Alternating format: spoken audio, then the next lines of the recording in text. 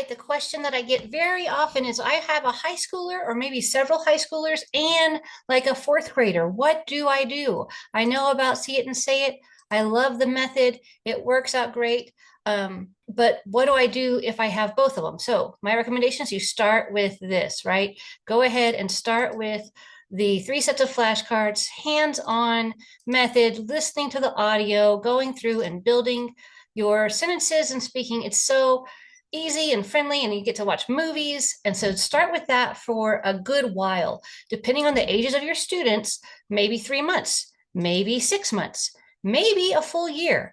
But typically, after about 2 or 3 months, that high schooler is ready for a little bit more scholar level. So, yes, can they continue to learn with a fun way where you're just hearing the word, saying the word, and making sentences and opinions? You absolutely can do it that way, and it's super effective.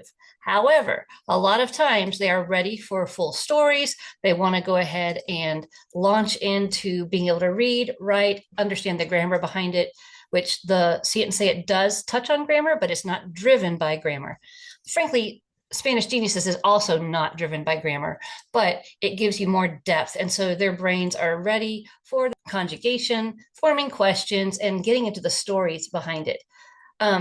So what you want to do is start with See It and Say It for any length of time. Then go ahead and get the Geniuses subscription pack.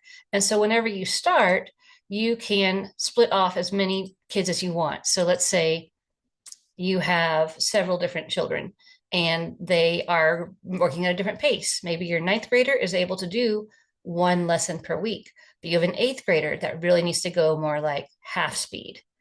Your younger kids can also enjoy the reading lessons along the side of it because it's only $35 per month per family. So as many kids as you have, they can take advantage of it. If you have students that are ready for some homework packets and they really enjoy the lessons and the videos and the audio that goes with it, you can do it that way.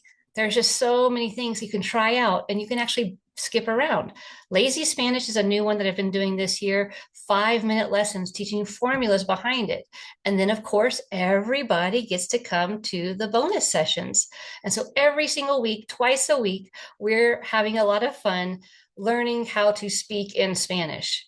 So to recap, you want to go ahead and start with See It and Say It with everybody. You're going to start with See It and Say It, everybody in your family. That sale price is available right here. So if you want to get the digital ebook and then buy the flashcard separately, that's how you get that sale price. The box set comes like this, has everything that you need in it. And if you say, well, I'll just get the digital stuff, but I want the physical flashcards and paddle, then that's that one. So those are the differences in prices there. So start with that. At some point, your high schooler is going to be like, Mom, I'm ready for more.